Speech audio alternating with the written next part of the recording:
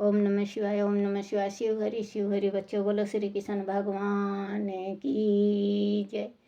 सदा भवानी दाहिने सम्मुख रहो, गणेश रामा सम्मुख रहो गणेश। पांच देव रक्षा करो, ब्रह्मा विष्णु महेश। सियापति राम, जय जय राम। मेरो मन बसियो सीताराम। राम नगरिया राम के, बसते गंगा तीर रामा। बसते सरयू तीर रामा। चौकी हनुमत वीर की राम जी, चौकी हनुमत वीर की। बोलो सियापति रामचंद्र भगवान की जय। गणेश भगवान की जय। अपने अपने माता पिता की जय।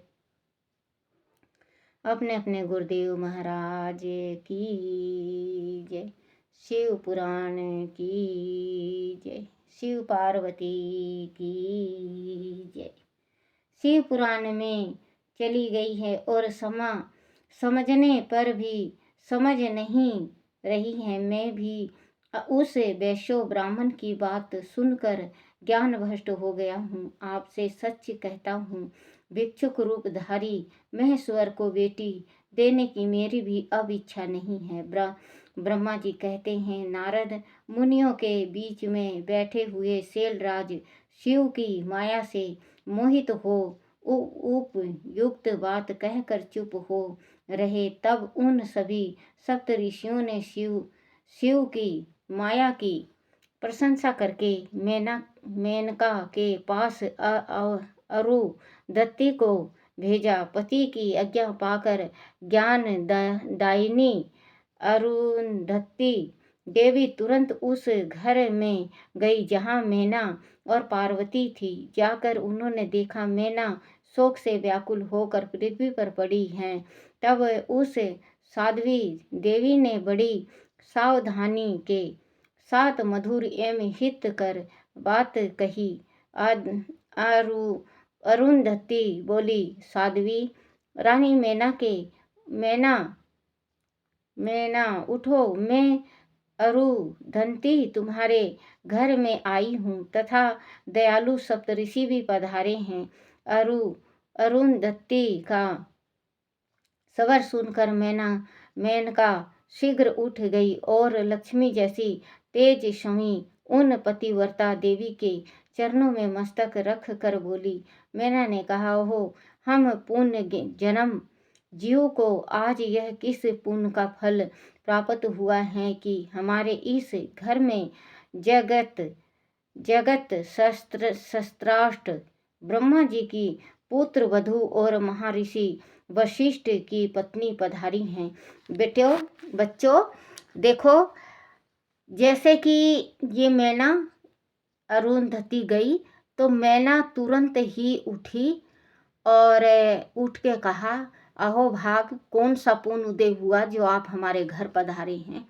और अब के ज़माना में बच्चों, जैसे अब की औरतें अगर गुस्सा हो जाती हैं अपने पति से, सास से, ससुर से लड़ लेती हैं और वो उनका कोपी भवन होता है उनका कमरा, तो बच्चों बुरा मत मानना, तो उन लोग गुस्सा होकर अगर कमरे में चली जाएंगी और कोई गुरु माता या कोई भी आ जाएगा, बड़ा बुजुर्ग आ जाएगा और उसकी सास बुलाती रहेगी कि आजा बेटा, देख हमारे घर आज गुरु माता आई हैं, या हमारे घर ये आई हैं, ताई आई हैं, मिलने के वास्ते आई है, मामी के वास्ते। फोन उस पर हर एक बार बुलाते बुलाते भी वो नहीं आती, क्योंकि आजकल जो है बच्चों, तो मैं है कि मैं हूँ सब कुछ, तो मैं मार देता है आदमी को। जो मैं दिखाता है ना बच्चों, उसको मैं मार देता है। जैसे आपके पास मान लो या मेरे पास मान लो थोड़ा सा धन हो जाए तो ये सोचने लगे हम कि हमारे जैसे कोई नहीं है, तो वो धन बहुत जल्दी ख़त्म हो जाता है। वो नष्ट हो जाता है धन। अगर मैं ना होना, भगवान कहते हैं ना कि मूर्ख, श्री कृष्ण भगवान ने कहा है कि मूर्ख बंदे, तू मेरा मेरा करता है, क्या है तेरा, क्या लेके आया था और क्या लेके जाएगा तू। क्योंकि जो कुछ भी इस संसार में जो कुछ भी है वो मैं हूँ। जल में मैं, थल में मैं, नभ में मैं, आकाश में मैं, पृथ्वी में मैं, इंसान में मैं, रूंग में मैं, आँखों में मैं, जीवा में मैं, कानों में मैं, हाथों में मैं, पैरों में मैं, हर एक चीज में मैं हूँ। जो सांसें चल रही है वो भी मेरा है। भगवान कहते हैं जो तेरी सांसें चल रही हैं वो भी मेरा है। तो तू किस अभिमान से फिर रहा है, किस अभिमान में फिर रहा है कि मेरा है, मेरा बच्चा, मेरा घर, मेरा परिवार, मेरी बीवी, मेरे माता पिता, मेरा धन, मेरा खेत, मेरी बाड़ी, ये क्यों सोचता है। क्या है तेरा, सब कुछ मेरा है, भगवान को अर्पण कर दो। अगर मान लो बच्चों आपका है, ये हम जान रहे हैं कि आपका है, लेकिन भगवान तो कहते हैं ना कि मेरा है। आप भगवान को अर्पण कर दो। भगवान सब कुछ आपका है। मैं भी आपका हूँ। आपने जन्म दिया है तो मैं इस धरती पे आया हूँ। तो बच्चों बहुत बहुत कुछ जो हम भगवान को जो चीज़ दान करते हैं तो बहुत कुछ हमारे पाप का उद्धार होता है। हर एक चीज़ गृहस्थी में झूठा कूठा भी होता है, उसका भी हमें पाप नहीं पड़ता। अगर आप गऊ आती है, गऊ को कभी रोटी नहीं होता, नहीं देते तो उसका भी दोष नहीं होता, क्योंकि आपने भगवान को सब कुछ अर्पण कर रखा। आपने अपना जीवन, अपना तन, अपना मन, अपना धन सब परमात्मा को अर्पण कर रखा है। तो बच्चों अगर आपके घर में लड़ाई होए कभी और बड़ा बुजुर्ग कोई आता है या छोटा आता है, उसको बच्चों राम राम करो, उनका पैर छुओ, सेवा सत्कार करो, इज्जत से उसको नाश्ता पानी दो। जब आपके घर की इज्जत शान आसमान तक चढ़ेगी। और अगर आप बच्चों ये छोटी छोटी गलती कर देते हो तो आज नहीं तो काल आपको बच्चों आपको भी सास बनना है। तो यही रिश्ते में विघन हो जाता है। कहते हैं कि अगर हो सकता है कि कोई मेहमान आया है, परमात्मा ने उसके साथ रिश्ता जोड़ रखा है और उस मेहमान का आपने इज्जत नहीं किया, उसके साथ अगर रिश्ता जुड़ता है तो वो यही कहेगा कि हम गए थे, कभी इसकी माँ ने हमें बैठने तक नहीं कहा। बच्चों कुछ नहीं है तो अपने घर में आसन तो है, बिठाओ, चाय पानी पिलाओ, नहीं है तो पानी पिलाओ। बच्चों आप देख लेना माँ लक्ष्मी का कैसे वास होता है। प्राप्त हुआ कि हमारे इस घर में जगत जगत सर जगत रस्त्राष्ट ब्रह्मा जी की पुत्र वधू और महर्षि वशिष्ठ जी की पत्नी पधारी हैं। देवी आप किस लिए आई हैं वह मुझे बतलाएं। मैं और मेरी पुत्री आपकी दासी के समान हैं और आप हम पर कृपा कीजिए। मैना के ऐसे कहने पर साध्वी समझ समय समझाया समझा बुझाया और उन्हें साथ ले वह प्रसन्न पूर्वक उस स्थान पर आई जहाँ वह सप्त ऋषि विद्यमान थे। सप्त ऋषि गण बातचीत में बड़े निपुण थे। उन सबने भगवान शिव के युगल चरण चरण रविंदों का स्मरण करके शैल राज को समझाना आरंभ किया। ऋषि बोले, शैल क्षेत्र हमारा शुभ कारक वचन सुनो। तुम पार्वती का विवाह शिव के साथ कर दो और संहार करता रुद्र के ससुर हो जाओ। शंभु सर्वेश्वर हैं, वह किसी से याचना नहीं करते। संत ब्रह्मा जी ने तारकासुर के विनाश के लिए एक वीर पुत्र उत्पन्न करने के उपदेश को लेकर भगवान शिव से यह प्रार्थना की है कि वह विवाह कर ले। भगवान शंकर तो योगियों के शिरोमणि हैं, वह विवाह के लिए उत्सुक नहीं हैं। केवल ब्रह्मा जी की प्रार्थना से ही वह महादेव तुम्हारी कन्या का पानी ग्रहण करेंगे। तुम्हारी पुत्री ने जब तपस्या की थी उस समय उसके सामने उन्होंने उससे विवाह की प्रतिज्ञा कर ली थी। उसी कर ली थी। उन्हीं दो कारणों से वह गिरी राज शिवा विवाह करेंगी। प्राणियों की यह बात बच्चों, क्योंकि जिस टाइम माँ पार्वती शिव जी का तपस्या की थी, तो तपस्या और किसी के वास्ते थोड़ी ना किया था भगवान का। उन्होंने शिव भगवान का और किसी के वास्ते तप नहीं किया था। वो तो पार्वती ने जो तप किया था तो शिव भोले को पति के रूप में अपनाना चाहती थी, पति के वास्ते किया था कि मेरा शिव शंकर भगवान मेरे प्राण पति बने। तो बच्चों, वही ऋषि कह रहे हैं कि जब पार्वती तप की थी तो शिव के वास्ते की थी, और उस टाइम आप लोग भी प्रसन्न थे कि हाँ भाई शिव के साथ हम पार्वती की शादी करेंगे। तो आप सोच समझ के पार्वती का विवाह करो, क्योंकि पार्वती और शिव का जो संतान हो गए तो वो राक्षस को मारेंगे, तारकासुर को। वो तारकासुर संसार को दुखी कर रहा है, इस वास्ते पार्वती का जन्म हुआ है। और आप शिव के साथ शिव पार्वती का पानी ग्रहण करवा दें और आप शिव जी के ससुर बन जाएं। है केवल ब्रह्मा जी की प्रार्थना से ही वह महादेव तुम्हारी कन्या का पानी ग्रहण करेंगे। तुम्हारी पुत्री ने जब तपस्या की थी उस समय उनके सामने उन्होंने उससे विवाह की प्रतिज्ञा कर ली थी।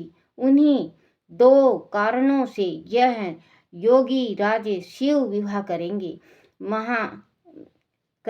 ऋषियों की यह बात सुनकर हिमालय हंस पड़े और कुछ भयभीत हो विनय पूर्वक बोले। हिमालय ने कहा, मैं शिव के पास कोई राजोचित सामग्री नहीं देखता हूँ। उनका ना कोई घर है, ना ऐश्वर्य है और ना कोई स्वजन या बंधव ही है। मैं अत्यंत निर्लिप्त योगी को अपनी बेटी देना नहीं चाहता। आप लोग वेद विधाता ब्रह्मा जी के पुत्र हैं। अंत अपना निश्चित विचार करिए। जो पिता काम से मोह से, भय से अथवा लोभ से किसी अयोग्य वर के हाथ में अपनी कन्या दे देता है, वह मरने के बाद नरक में जाता है। अंत में स्वच्छ से भगवान शूल पड़ी को अपनी कन्या नहीं दूंगा। इसीलिए महर्षियों, जो उचित विधान हो उसे आप लोग कीजिए। मुनिवर नारद हिमालय के इस वचनों को सुनकर बातचीत करने में निपुण महर्षि वशिष्ठ ने उनसे यूं कहा। वशिष्ठ बोले, शैलेश्वर, मेरी बात सुनो। यह सर्वथा तुम्हारे लिए हित कारक, धर्म के अनुकूल, सत्य तथा यह लोक और परलोक में सुखदायक है। शैलराज, लोक तथा वेद में 3 प्रकार के वचन उपलब्ध होते हैं। शस्त्रज्ञ पुरुष अपनी निर्मल ज्ञान दृष्टि से उन सब प्रकार के वचनों को जानता है। एक तो वह वचन है जो तत्काल सुनने में बड़ा सुंदर प्रिय लगता है, परंतु पीछे वह असत्य एवं अहितकारक सिद्ध होता है। ऐसा वचन बुद्धिमान शत्रु ही करता है, उससे कभी हित नहीं होता। दूसरा वह है जो आरंभ में अच्छा नहीं लगता, उससे सुनकर प्रसन्नता ही होती है, परंतु परिणाम में वह सुख देने वाला है। सप्तऋषि कह रहे हैं शैलराज से कि भगवान शैलराज, आप सोचो और समझो, क्योंकि आप नरकगामी नहीं होगे। क्योंकि इन्होंने ये कहा कि बेटी का हाथ अगर कोई शराबी, कबाबी, जुआड़ी और नशेड़ी के साथ दे देता है, भवचारियों के साथ अपनी बेटी को ब्याह देता है, तो उसको इस लोक में तो भुगतना ही पड़ता है, परलोक में उसको नरक प्राप्त होता है। तो मैं अपनी पुत्री का हाथ शंकर भगवान के हाथ में नहीं दूंगा।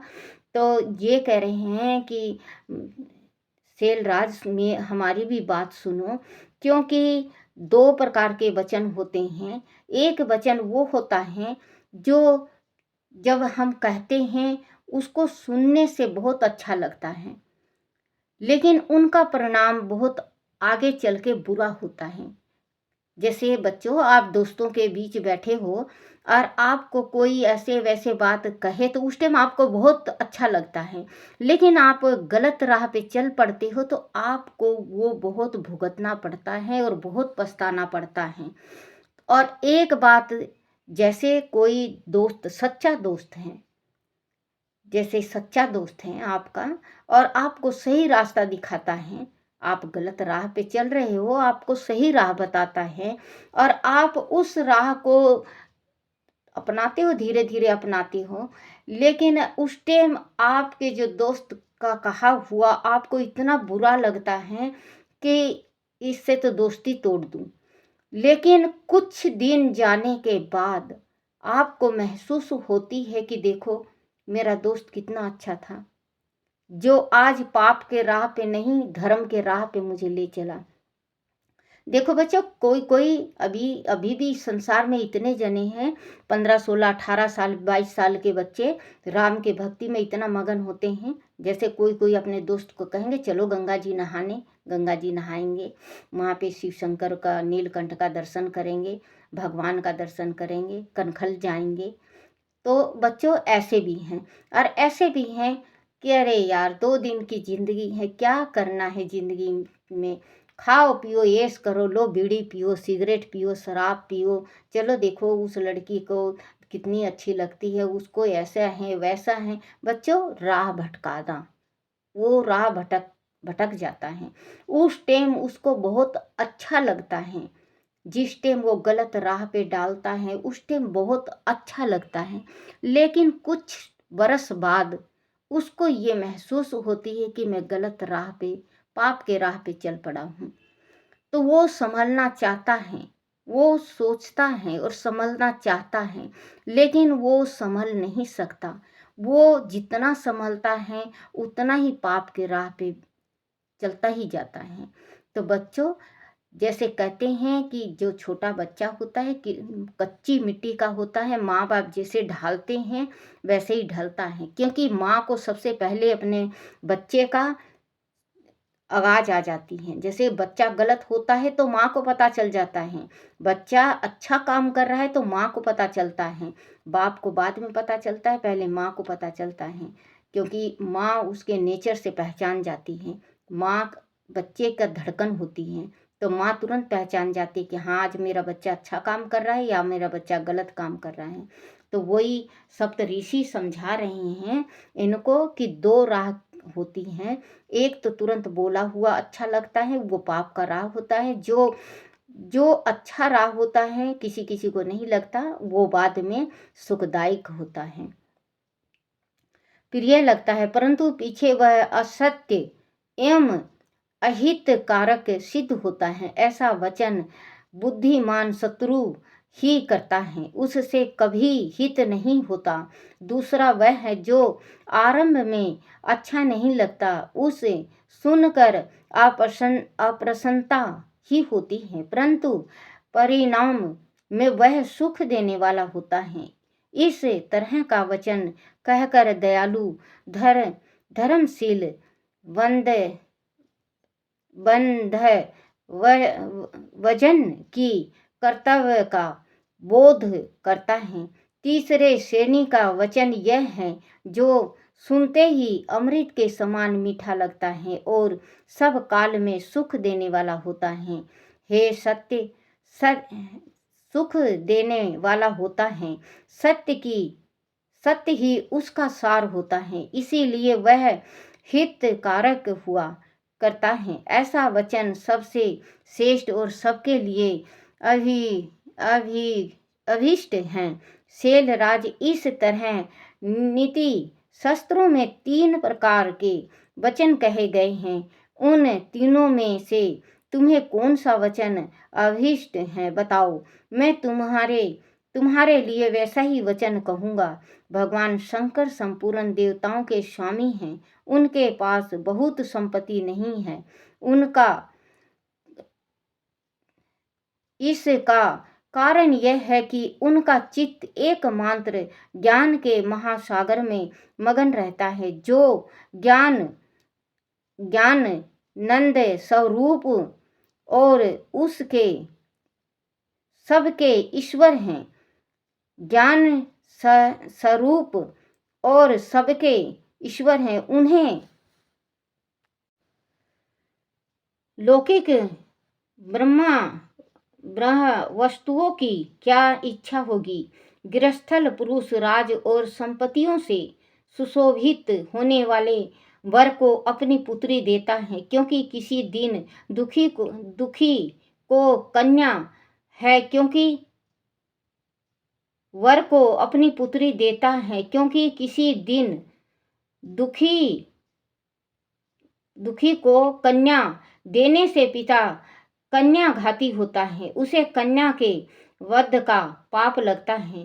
कौन जानता है कि भगवान शंकर दुखी है या दुखी है। कुबेर जिसके किंकर है, जो अपनी भ्रू भंग की लीला मात्र से संसार की सृष्टि और संहार करने में समर्थ है, जिन्हें गुणातीत परमात्मा। बच्चों, अगर आप जान रहे हो, आप अपनी बेटी का शादी कर रहे हो, आपको पता है कि इनके घर में खाने को नहीं है, ये शराबी कबाबी और ये इनके लक्षण ठीक नहीं है, तो आप अपनी बेटी का रिश्ता मत करना।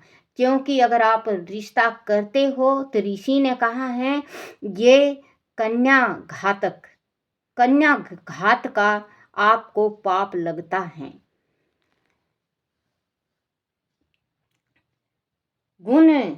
गुणगाती परमात्मा और प्रकृति से परे परमेश्वर कहा गया है। सृष्टि पालन और संहार करने वाली जिसकी त्रिविध मूर्ति ही ब्रह्मा विष्णु और हर नाम धारण करती है, उन्हें कौन निर्धन अथवा दुखी कह सकता है। ब्रह्मलोक में निवास करने वाले ब्रह्मा, क्षीर सागर में रहने वाले विष्णु तथा कैलाशवासी हर, यह सब शिव की ही विभूतियां हैं। शिव से प्रकट हुए प्रकृति भी अपने अंश से 3 प्रकार की मूर्तियों को धारण करती हैं। जगत में लीला शक्ति से प्रेरित हो वह अपनी कला से बहुत सा रूप धारण करती हैं। समस्त बाण माया की अधिष्ठात्री देवी वणी उनके मुख से प्रकट हुई हैं और सर्व संपन्न स्वरूपिणी लक्ष्मी वह वक्ष स्थल से अभिभूत हुई हैं तथा शिव ने देवताओं के एकात्र हुए तेज से अनेकों प्रकट किया था और संपूर्ण दानों का वध करके देवताओं को स्वर्ग लक्ष्मी प्रदान की थी। देवी शिवा कल्पांतर में दक्ष पत्नी के उदर से जन्म ले सती नाम से प्रसिद्ध हुई और हर को उन्होंने पति के रूप में प्राप्त किया। दक्ष ने स्वयं ही भगवान शिव को अपनी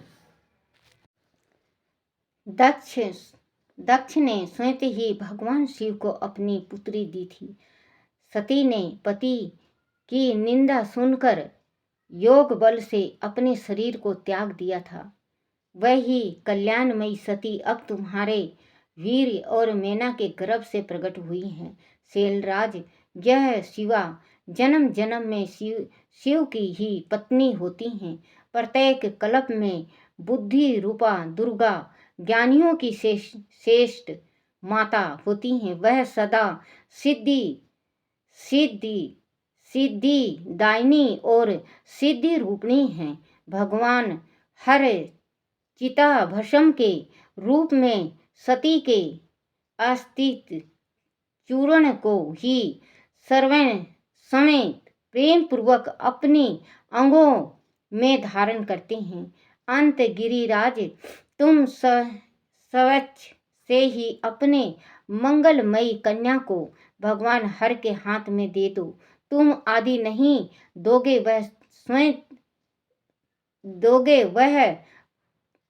दोगे तो वह स्वयं प्रियतम के स्थान में चली जाएगी। देवेश्वर शिव, तुम्हारी पुत्री का अनंत कलेश देख कर ब्रह्मा के रूप में ब्राह्मण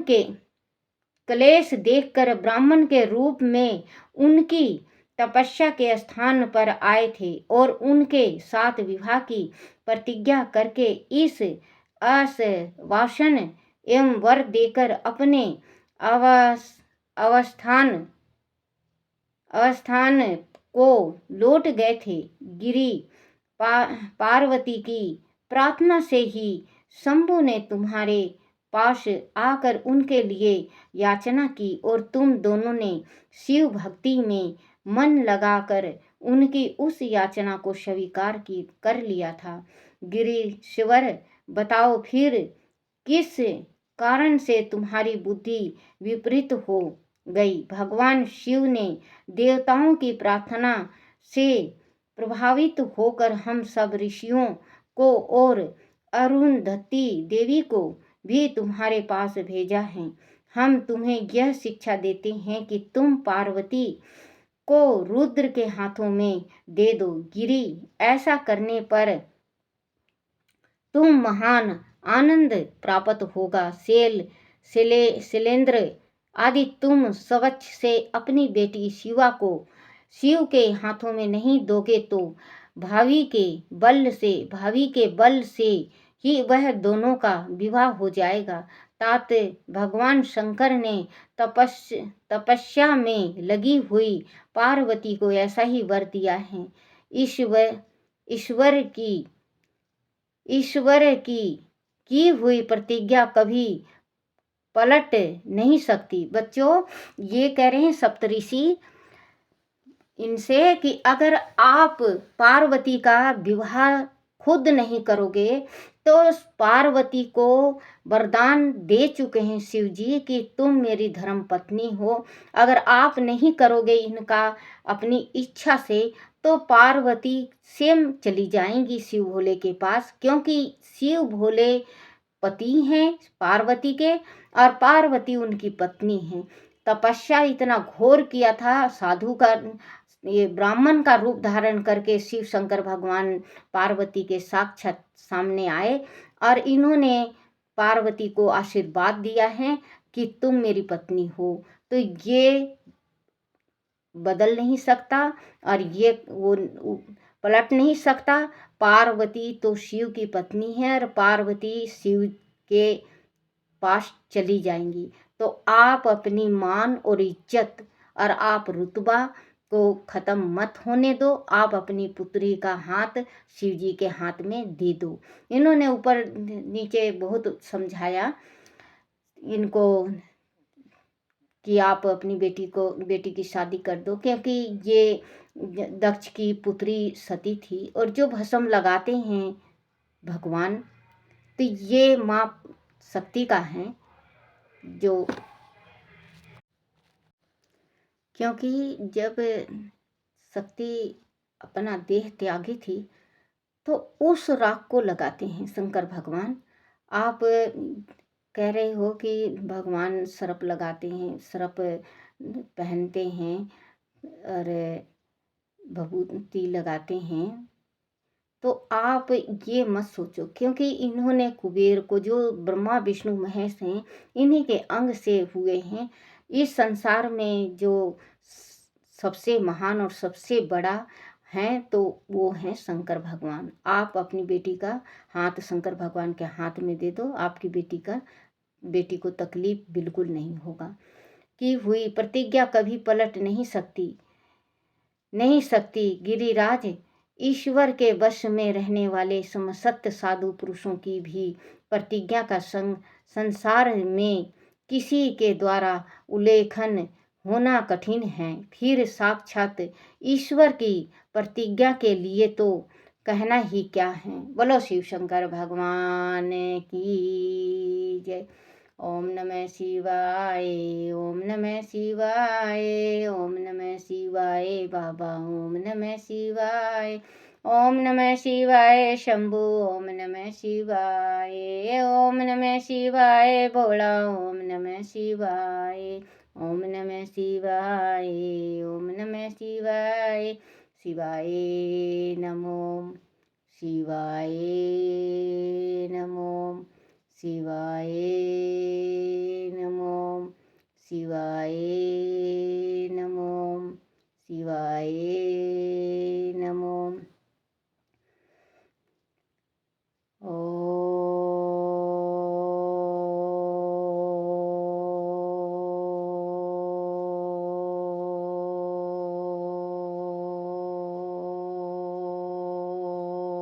नमः शिवाय। बोलो शिव पार्वती की